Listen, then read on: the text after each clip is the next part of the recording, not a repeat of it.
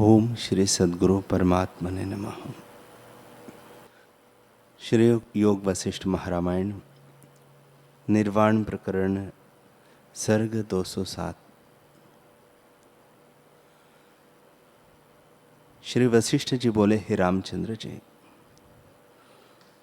तुमको यह अंतरोपाख्यान सुनाया है, इसके विचार से जगत भ्रम नष्ट हो जाएगा। ऐसे जब तुम विचार कर देखोगे तब आत्मा में अनंत ब्रह्मांड समाते देख पड़ेंगे। हे रामचंद्र जी, आत्मा में जगत कुछ वास्तव में नहीं हुआ, इससे मिटता भी नहीं, चित्त के फुरने से भासता है। जब चित्त का फुरना अधिष्ठान में लीन हो जाएगा तब अद्वैत तत्व आत्मा ही भासित होगा। हे रामचंद्र जी, अद्वैत तत्व में जगत भ्रम से दिखता है। ज्ञानवान की दृष्टि में सदा अद्वैत ही आता है। जगत, मैं और तुम सब चिदाकाश है। आत्मा से भिन्न कुछ नहीं। आत्मसत्ता ही जगत होकर दिखती है। जैसा अपना अनुभव स्वप्न में स्वप्न की सृष्टि होकर दिखता है, सो अनुभव रूप ही है, वैसे ही यह जगत भी चिदाकाश रूप है। यदि नाना प्रकार के विकार भी दिखते हैं तो भी आत्मसत्ता उनमें अनुस्यूत है और अखंड रूप है। आत्मसत्ता और जगत में भेद कुछ नहीं। जैसे सुवर्ण और भूषणों में भेद नहीं होता, वैसे ही ब्रह्म और जगत में कुछ भेद नहीं। ब्रह्म ही चेतनता से जगत रूप होकर दिखता है। जैसे स्वप्न में अपने ही अनुभव से बहुत विस्तृत होकर जगत भासित होता है, सो अनुभव से इतर कुछ नहीं हुआ। और जैसे समुद्र और तरंगों में कुछ भेद नहीं, वैसे ही ब्रह्म, जगत और अनुभव तीनों में कुछ भेद नहीं। असम्यक दृष्टि से भेद भासता है, सम्यक दृष्टि से कोई भेद नहीं है। हे रामचंद्र जी, आत्मसत्ता में प्रथम जो आभास हुआ है वह ब्रह्मारूप होकर स्थित हुआ है। वह चिदाकाश रूप ब्रह्मा है और वही ब्रह्म सत्ता अपने आप में स्थित है। उसी ब्रह्म सत्ता ने अपने भाव को नहीं त्यागा और ब्रह्मारूप होकर स्थित हुई है। फिर उसने जगत रचा, इसलिए वह जगत भी आकाश रूप है।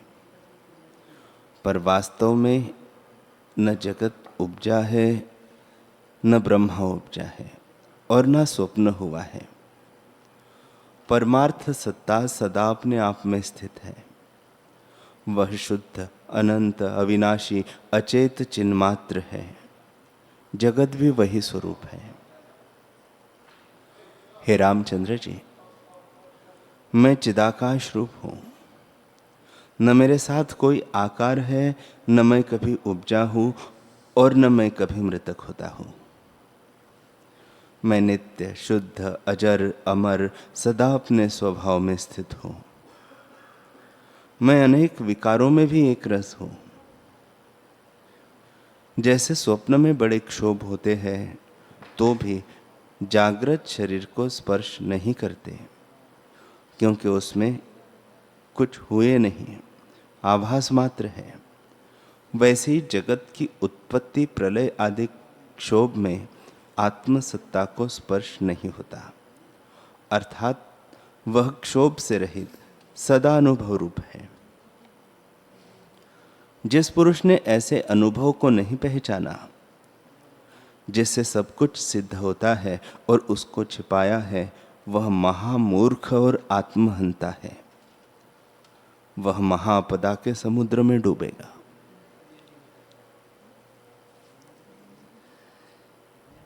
जिसको अपने स्वरूप में अहम प्रत्यय हुआ है, उसको मानसी दुख कभी नहीं स्पर्श करता। जैसे पर्वत को चूहा नहीं चूर्ण कर सकता, वैसे ही उसको दुख नहीं स्पर्श करता। जिसको आत्मा में अहम प्रत्यय नहीं, उसको शांति नहीं प्राप्त होती। जैसे बवंडर में उड़ा हुआ तृण स्थिर नहीं होता, वैसे ही देह अभिमानी को कभी शांति नहीं प्राप्त होती।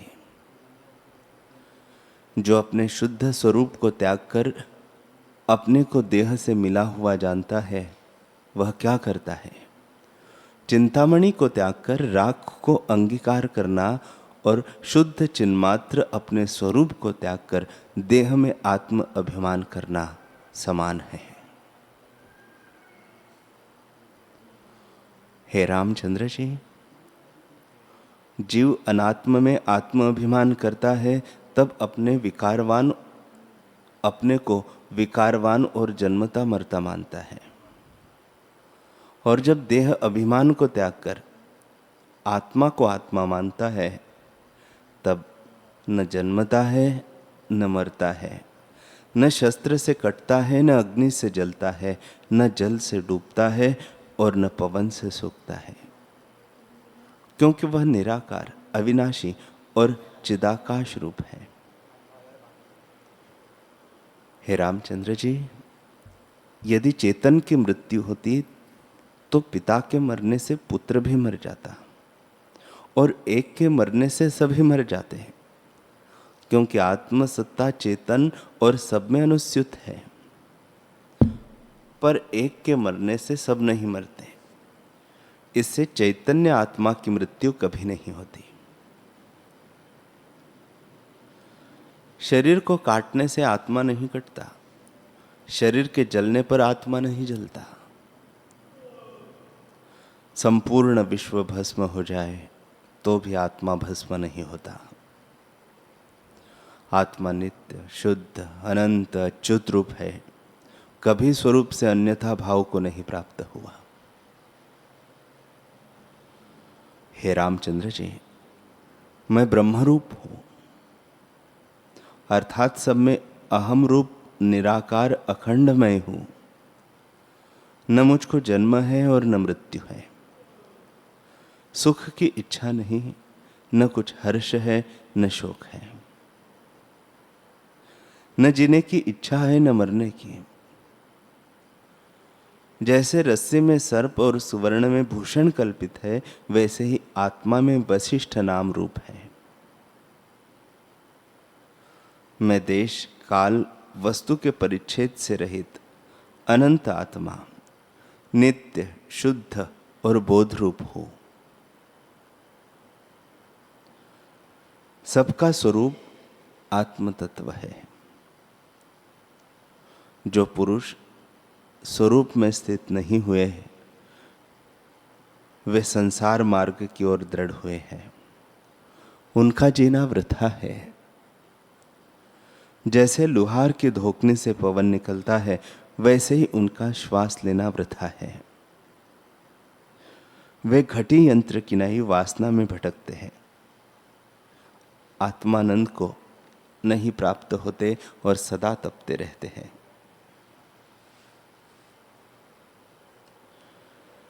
जिनकी आत्मपद में स्थिति हुई है, उनको दुख कभी स्पर्श नहीं करता। यदि प्रलय काल का पवन चले और पुष्कर मेघ की वर्षा हो, बड़वाग्नि लगे और 12 सूर्य तपे, तो भी वे ऐसे क्षोभों में भी चलायमान नहीं होते, क्योंकि वे सब ब्रह्म स्वरूप जानते हैं। जैसे तृण से पर्वत चलायमान नहीं होता, वैसे ही वे बड़े बड़े दुखों से भी चलायमान नहीं होते। दुख तब होता है जब आत्मा से भिन्न कुछ भासता है, पर उनको तो आत्मा से भिन्न कुछ भासता ही नहीं। हे रामचंद्र जी, यह सब जगत आत्म अनुभव रूप है, क्योंकि यह आत्मरूप है। जैसे स्वप्न में अनुभव से भिन्न वस्तु कुछ नहीं होती, वैसे ही सब जगत अनुभव रूप है। जो भिन्न भासता है वह भ्रांति मात्र है। यह जगत तो नाना प्रकार का दिखता है, सो आत्मा में अव्यक्त रूप है और भ्रम से प्रकट दिखता है। जैसे आकाश में नीलापन भ्रम से सिद्ध है, वैसे ही आत्मा में जगत भ्रम से सिद्ध है। वास्तव में ब्रह्म से भिन्न कुछ नहीं। आत्मसत्ता ही जगत रूप होकर दिखती है और उसमें जैसा जैसा निश्चय होता है वैसा ही वैसा अधिष्ठान रूप होकर भासित होता है। जिनको कारण से सृष्टि का होना दृढ़ हो रहा है उनको वैसा ही भासता है। जिनको परमाणुओं में सृष्टि उत्पन्न होने का निश्चय है उनको वैसे ही सृष्टि सत्य भासित होती है और माध्यमिक सत असत के मध्य वस्तु को मानते हैं। एक चार्वाक म्लेच्छ है जो चारों तत्वों से सृष्टि की उत्पत्ति मानते हैं। बौद्ध कहते हैं कि जो कुछ वस्तु है वह बोध है, इसका अभाव होने से सब शून्य है। ब्राह्मण हाथी, गौ, श्वान, घोड़ा, सूर्य आदि में भिन्न भिन्न प्रतीत हो रही है, पर जो ज्ञानवान ब्राह्मण है वे सब में एक ब्रह्म सत्ता अनुस्यूत देखते हैं। हे रामचंद्र जी, वस्तु तो एक है, पर उसमें जिसको जैसा निश्चय हुआ है उसे वैसा ही भासता है। जैसे चिंतामणि और कल्पतरु में जैसे भावना करते हैं वैसे ही सिद्धि होती है, वैसे ही आत्मसत्ता में जैसी भावना करते हैं वैसा ही रूप भासता है। हे रामचंद्र जी, बुद्धिमानों ने निर्णय किया है कि आत्मसत्ता ही सारभूत है। जब उसमें दृढ़ अभ्यास करोगे तब आत्मसत्ता ही दिखेगी और फिर उस निश्चय से चलायमान न होंगे। राम जी ने पूछा, है भगवान, सब जगत इंद्रियों के विषयों की तृष्णा से जलता है। इष्ट की प्राप्ति में हर्ष और अनिष्ट की प्राप्ति में शोक करता है। ऐसा कोई बिरला ही है जो जगत में सूर्य की नाई प्रकाशता है, नहीं तो सब तृण की तरह भोग रूपी वायु में भटकते हैं। जो सबसे श्रेष्ठ कहता है वह भी विषय रूपी अग्नि से जलता है। जैसे कीड़े अशुभ स्थानों में रहते हैं और उनमें अपने को प्रसन्न मानते हैं, वैसे ही देवता भी सदा भोग रूपी अपवित्र स्थानों में अपने को प्रसन्न मानते हैं। सो वे मेरे मत में दुर्गंध के कृमि है।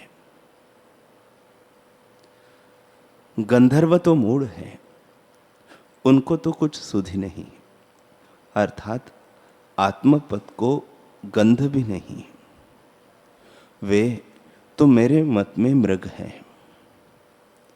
जैसे मृग को राग में आनंद होता है वैसे ही गंधर्व राग में उन्मत्त रहते हैं और आत्मपद से विमुख है। विद्याधर भी मूर्ख है, क्योंकि वे वेद के अर्थरूपी चतुराई को अग्नि में जलाते हैं और वेद के सारभूत अमृत को नहीं जानते, इसलिए आत्मपद से विमुख है। सिद्ध मेरे मत में पक्षी हैं। वे पक्षी की नाई उड़ते फिरते हैं और अभिमान रूपी पवन के चलने से अनात्म रूपी गड्ढे में आ पड़ते हैं, अपने वास्तव स्वरूप में स्थित नहीं होते। यक्ष धन के अभिमान से मूर्ख की नाई प्रीति कर जलते हैं और आत्मपद में स्थिति नहीं पाते। योगिनी भी मद से सदा उन्मत्त रहती है, इससे आत्मपद में स्थिति नहीं पाती। दैत्यों को भी सदा देवताओं को मारने की इच्छा रहती है, इससे सदा शोक में रहते हैं और आत्मपद से विमुख है। तुम तो पहले ही से जानते हो, मनुष्य भी आत्मपद से गिरे हुए हैं, क्योंकि उनकी सदा यही इच्छा रहती है कि ग्रह बसाइए। वे खाने और धन इकट्ठा करने के निमित्त यत्न करते हैं और इंद्रियों के विषयों में डूबे हुए हैं। पाताल में नाग रहते हैं, जिनका जल में भी निवास है। वे सुंदर नागिनियों में आसक्त रहते हैं, इसलिए वे आत्मानंद से गिरे हुए हैं। निदान जितने प्राणी हैं वे सब विषयों के सुख में लगे हुए हैं और आत्मपद से विमुख है। सब जातियों में बिरले जीवन मुक्त और ज्ञानवान भी हैं, उन्हें भी तुम सुनो।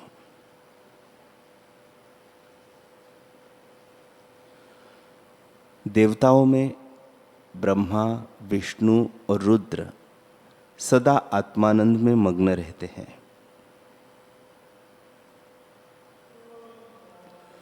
चंद्रमा, सूर्य, अग्नि, वायु, इंद्र, धर्मराज, वरुण, कुबेर, बृहस्पति, शुक्र, नारद, कच आदि जीवन मुक्त पुरुष है।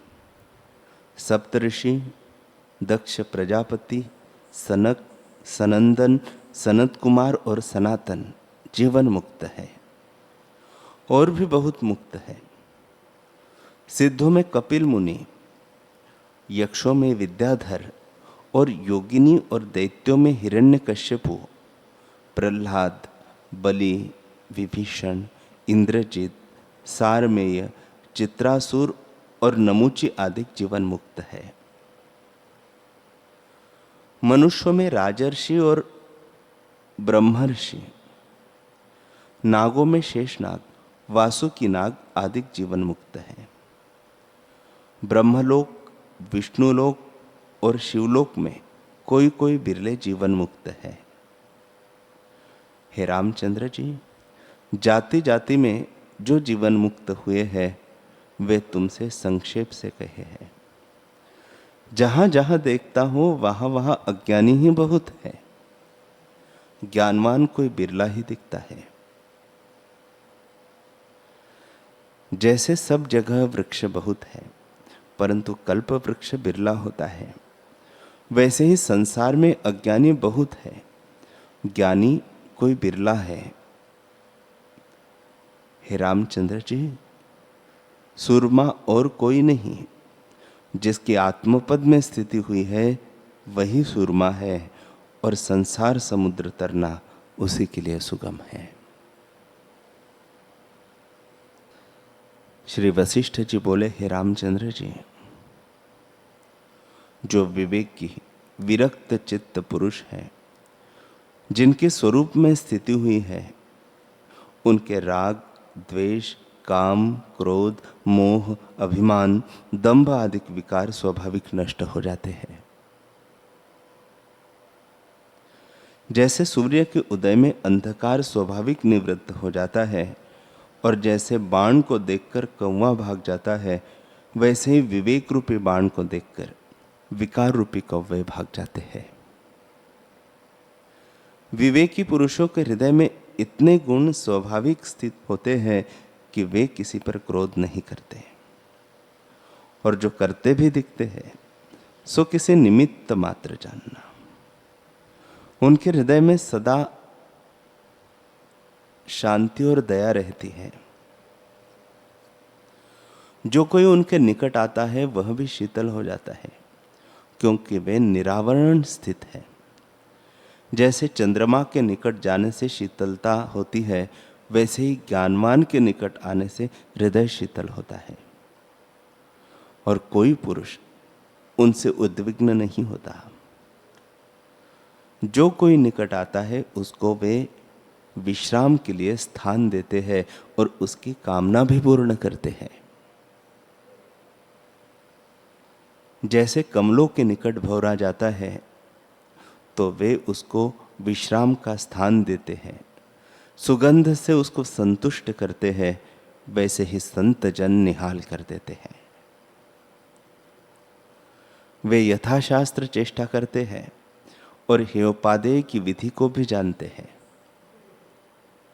जो कुछ उन्हें स्वाभाविक प्राप्त हो उसको वे शास्त्र की विधि सहित अंगीकार भी करते हैं और हृदय में गर्व की भावना से रहित हैं।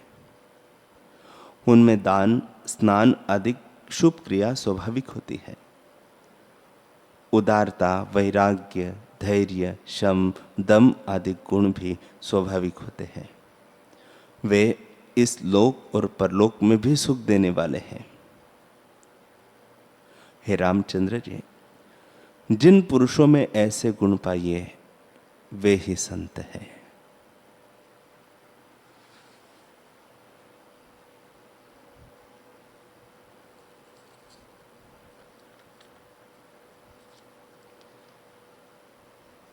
हरि ओम।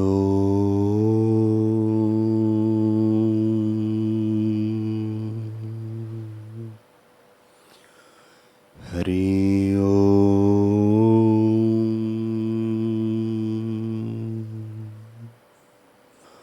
ओम सहनाववतु सहनौ भुनक्तु सह वीर्यं करवावहै तेजस्विनावधीतमस्तु मा विद्विषावहै।